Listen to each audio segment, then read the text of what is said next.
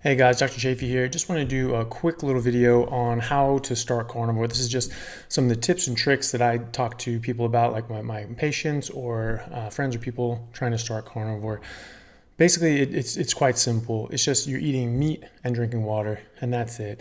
Okay, you can salt to taste. Eat fatty meat. Fat's very important. You can eat organs if you want, but you don't have to. Okay, and you don't want to get too many organs because you can actually get hypervitaminosis. People talk about how nutrient dense they are, and that's true, but that can also be a problem because they're much more nutrient dense than muscle meat, which has everything you need. So by definition, it's going to have a little too much.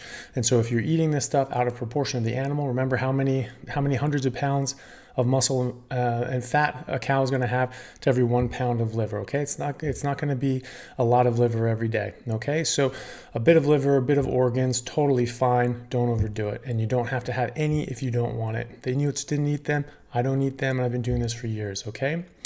The most important thing is really about what not to eat, okay, as opposed to what to eat. We know what we need to eat: meat, drink water, okay, get the fat. But it's important what not to eat, okay? So my hard rule is no plants, no sugar, nothing artificial. And that goes for sauces, seasonings, and drinks as well, okay? So it's not just animal meat and animal products, right? Oh, honey, that's an animal product, right? Well, it's actually bee vomit, and they're just vomiting up concentrated nectar, okay, which comes from a plant. So if you want to get technical, it goes back, and it's not exactly an animal, but it's also sugar. Okay, so there's more fructose in honey than high fructose corn syrup. Okay, and so this is bad. People may argue that in the form of honey, fructose is actually good for you, but they have absolutely no evidence whatsoever to back that up with. So all of the best evidence that we have is that fructose causes harm, and so I would avoid that at all costs, okay? So some of the pitfalls that people cut through, okay? A lot of people come to carnivore because they have weight, they want to lose some weight, or they want to address some medical issues, or maybe they just want to optimize their health, but they're used to having to eat in a disordered fashion with Western diets or vegetarian or vegan diets where you have to worry about portion control and calorie count, fasting, intermittent fasting, all these things. You don't need to do this, okay? You just eat fatty meat when you're hungry and eat until you're satiated. So you eat until it stops tasting good. If meat doesn't taste good, it means you're not hungry. But if it does taste good, you are. So you should listen to that. If meat tastes good, eat it. Eat it until it doesn't really taste good anymore. Then just stop. Okay, let your body be the judge of what you need. If you're not eating carbohydrates, you can actually listen to your hunger signals. It's the carbohydrates that rearrange your hormonal signaling panels to make you think you're hungry when you're not. Okay, so if you're not eating carbohydrates, you're not going to be feeling hungry when you're not actually hungry. Okay, so you actually have to relearn your hunger signal. So that's something to watch out for as well, because some people can undereat. Okay, when I was first doing this, I definitely underate because I didn't realize that fact. That was 20 years ago or so. But I wasn't eating enough because I never felt hungry traditionally. But then I relearned my hunger signals and realized what hunger actually felt like, okay? Fasting, you don't need to fast. You don't need to intermittent fast. These things can be helpful, especially when eating a Western diet, but all the studies show a benefit as compared to a Western diet, but not really a benefit when compared to what they call a fasting mimicking diet, which is a ketogenic diet. So a lot of the majority of the benefits are coming from just getting into the right metabolic state, which is our so-called fasting state, what we call in biochemistry, but I argue is our primary metabolic state. This is the metabolic state where all of our heavy machinery comes to bear. This is the metabolic state of animals in the wild, including humans, because humans are eating meat, okay? Exercise. People think, well, if I'm eating all this fatty meat, that's going to make me gain a lot of fat unless I exercise a lot. That's actually not true. You don't have to. I don't, I look like I work out, but I actually don't have time to work out that much because I'm just swamped at the hospital with everything I'm doing. I love to work out. I absolutely get a lot out of it, and I really enjoy it. Actually going to the gym after this, but you don't have to do that to achieve optimal health. The food is the optimal health. You're putting in the optimal fuel, and that will optimize your workouts as well, and you'll get a lot more out of them when you do work out, and you'll get a lot of benefit from it working out. Okay, people think about you have to eat certain meats only. You can't eat fish, or what about chicken? All these sorts of things. Any meat that you enjoy is fine. Any meat that tastes good, that makes you feel good, and that you can afford is fine. Some people have different sensitivities, especially people with autoimmune issues. Sometimes they have to actually stay more towards like the grass-fed beef side of things. Even chicken and pork or egg whites can actually cause problem when they're still healing, because they're still very sensitive to these things. But if you're not one of those people, have eggs, have chicken, have whatever you want. Okay. Really, all this comes down to is, don't make it complicated. Eat meat, drink water, be happy, get on with your life. Okay. You just eat until you're full, and enjoy the rest of your day. This is going to save you huge amounts of time. So don't overthink it. You don't have to track every little calorie. You don't have to track every little macro. Just eat what tastes good. Stop when it stops tasting good, and your body will do the rest. Your body knows what it's doing. If you need a calculator to figure out what to eat, you're eating the wrong thing, okay? Because nature is natural. It just happens. It just happens all on its own. And so if you are living naturally, you'll be able to respond to your natural instincts, okay? So also, don't be scared off by the naysayers. You came to this for a reason. You started doing this and you feel good. People are going to come at you and talk about, well, what about this and what about that? Well, what about cholesterol? It's going to cause heart disease. What about red meat? It causes cancer. Okay, well, what about it? Arm yourself with the facts. Know what you're talking about. Watch my videos, watch Dr. Baker's videos, Dr. Barry's videos, watch all these and tons of others, Professor Noakes, so many people out there that you can learn from. And then you can just dive into the literature. We all cite our sources. We all talk about different meta-analyses and different studies that show what we're talking about is for real, okay? And that's why we're coming to these conclusions, because the evidence really does show this, okay? And I put a lot of links in my videos when I'm talking about specific issues like cholesterol, and I'll probably put some links down in the description here. It's just so you can arm yourself with a few key studies and go from there, okay? So also, people get tripped up by thinking that they have to be perfect. Like I like living optimally. I like not having any of this stuff in my system, and that's how I feel the best. And I like feeling my best. So that's what I do. If you were to slip up, or maybe you were doing this really well for a while, and then you had some rice or something else, it's okay. You can start again the next day. It's all right. It's actually okay, because you're going to be seeing the contrast now on how good you feel versus how bad you feel when you're eating these things that you don't want. And that's going to reinforce this. You're going to be like, wow, I actually do feel so much better. And when I eat just a bit of rice, I actually feel like crap for 4 days. So I really don't want that. So some people I talk to say that, they're doing great. They're feeling amazing. They've never been strong, never felt stronger, never played rugby better. Like they're just great. And then they go to their parents' house and like, well, but I had some rice, so I guess, I guess that's it.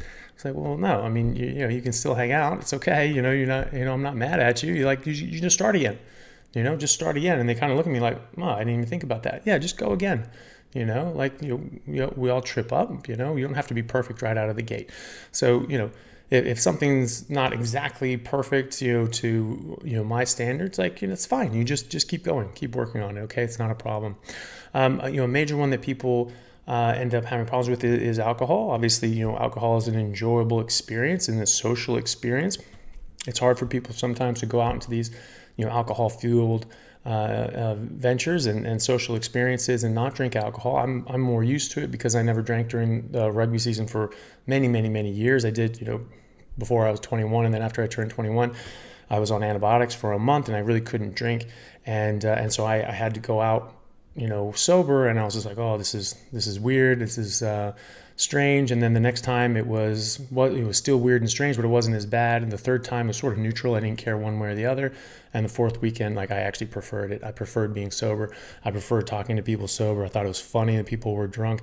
I was able to drive home. I wasn't spending all this money at the bar, and I felt great the next day. And I started performing better in rugby, and I started performing better at life. And I just thought, wow, I'm absolutely feeling amazing, and I'm playing out of my skin, even though I was sick and I had pneumonia. I'm going to try this for the rest of the season. I'm just going to not drink for the rest of the season. I had the best season of my life, so I'm like, right, I'm just not going to drink during the season after this. So I'm used to that, but you can get used to it. But if you do drink alcohol, again, you slip up, you just hop right back on. It's not that big a deal. And if you want to drink every now and then, and you really don't want to stop that, okay, that doesn't mean you have to eat pizza, rice, cakes, and cookies as well. Okay, so even if you're just eating, eating meat and drinking water, and then occasionally you're having some drinks, that's still so much better than the other people who are drinking probably more than you are and eating all that other crap. All right, and then as you're going and you're feeling better and better, and then you drink, and you're like, wow, actually that pulls me back for actually a lot longer than you think. Actually, I don't get back to being able to work out to the same level. I mean, I feel fine, but I'm not able to work out to the same extent that I normally do after I drink for up to 3 weeks. Okay, so that's just not worth it to me. And I feel fine. I can do all my daily activities fine, but when I'm working out to a high level, I definitely don't have the same exercise tolerance or energy level or strength that I do for like seriously full 3 weeks. Okay. So those are some of the main things, okay? So just remember, look, this is the easiest diet in the world. This is the easiest way of eating in the world. Keep it that way, okay? You know exactly what you can and can't eat, right? Meat, water, salt. That's it, okay? No plants, no sugar, nothing artificial. That goes for sauces, seasonings, and drinks as well, okay? So you know what you can eat. You know what you can't eat. There's no confusion here. You don't think, oh, well, is this you have hard set rules. You know exactly where you're at, okay? And if you choose to make exceptions, that's your choice. But you do know what, what we're trying for here, okay? You eat as much as you enjoy, okay? Not as much as you want. I want to finish this thing. Well, if your body's telling you to stop and it's not tasting good anymore, it's becoming a chore to eat, that's when you know you should stop. Your body's telling you that you should stop. Okay, so eat as much as you enjoy eating. Okay, and then eat any time of the day or night. It doesn't matter. Okay. Now I feel better working out and working and doing things on an empty stomach. I've always played hungry. I've always trained hungry. I just feel better that way. I don't have food in my stomach trying to digest and a lot of blood diverted there, so that I can break this food down. You go into a rest and digest mode. You just feel a bit more chilled out and maybe lethargic. So for me, I feel a lot better eating towards the end of the day, and I end up just naturally just going to sleep. Some people don't. Some people like to eat earlier. That's fine. It doesn't matter. The only time it really matters is when you're eating carbohydrates. When you eat carbohydrates late at night, that raises your insulin up, and then that blocks growth hormone. Growth hormone gets kicked out at its height about 2 hours after you go to sleep.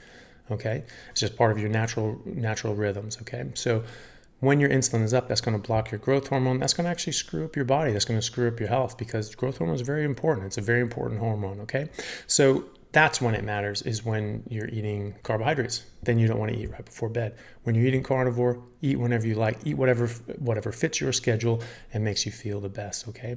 And then fat. How much fat is enough? Well, I like to go by taste, first and foremost. If it tastes good, listen to that. Also, I like to go by your stools. It's a very easy way to see if you're getting enough fat or not. Your body absorbs fat using bile, okay? It's very hard for your body to absorb fat if you don't have bile, okay? Bile emulsifies the fat and allows your body to absorb it, all right? Your body can absorb some fat, and usually like mid-chain fatty acids without bile, but a very small degree. This is just in physiology textbooks. That this is how this process works. So most of the fat that you eat after you run out of bile will actually just go out in your waste. Okay, so you're not going to really run into problems eating too much fat, because you're not going to absorb it. You're only going to absorb a small percentage of the too much fat, okay? Unless you're doing something silly like taking ox bile or something like that, because that's going to force you to absorb more than your body is actually asking for. So unless you have a problem which requires ox bile, like you don't have a gallbladder anymore and you want to eat a big meal at one time, okay, well maybe I could see making an exception. But really what you should do if you don't have a gallbladder is just eat multiple times during the day to space out those fatty meals. And some people make a pseudo gallbladder and actually works as a normal gallbladder, so they can just eat normally, okay? So if you're not taking ox bile or something like that, you can just, you won't absorb more than your body has bile for, which I think means that's more than your body wants, okay? A little bit, but not much. The rest of that goes out, okay? So it's that little bit extra that gets in your stools and makes them soft. Okay, so if you have hard, dry stools and are constipated, then that means that you're absorbing every ounce of fat that you're eating, and it's very, very dry and hard. Okay, when you are constipated, that's when it's dry and hard. you're going to absorb 98 to 99% of the meat that you eat anyway. So you're just going to be going far less often. Don't worry that you're not going more than, once every couple of days or once a week. It doesn't matter. You go when there's waste to get out. Okay. If you're eating a whole bunch of non-digestible fiber, and same as if you're eating chunks of plastic, you can't digest it, you can't absorb it, so it has to go out. So you're just having this stuff come out all the time, and we're just used to this stuff coming out all the time. We think that that's normal. It's not normal. Okay, that's your body just trying to get this stuff out of you because it's not good for you. Okay, so if it's dry and hard, that means you need to increase the fat. If it's soft and a normal consistency, well, that means you're getting just the right amount of fat. You're getting all the fat that your body wants from the bile and a little bit extra. So you've just topped yourself off with the fat, right? And then the rest of this goes into the stools, and that keeps it soft. If you're eating a lot more, then that's going to be that's going to come out quicker, right? You're going to get loose stools, and that's one of the common causes of loose stools in carnivore is way more fat than your body can absorb, right? It can also be because people still drink coffee or still use artificial sweeteners, especially anything ending in OSE, so sucralose, and all the different alcohol sugars. These things cause diarrhea, plain and simple. And so a lot of people they'll get diarrhea when they first start carnivore, like, oh my god, I had this horrible shits, and it's just like, yeah, well, are you still drinking coffee? Are you using artificial sweeteners? Quite often the answer is yes, and coffee will absolutely move things along, all right? If you are not doing that, if you're only eating fat, the likelihood is you're eating, or you're only eating meat and drinking water, the likelihood is that you're eating more fat than your body can absorb. Just pull it back. Just pull back the fat, and you'll be fine, okay?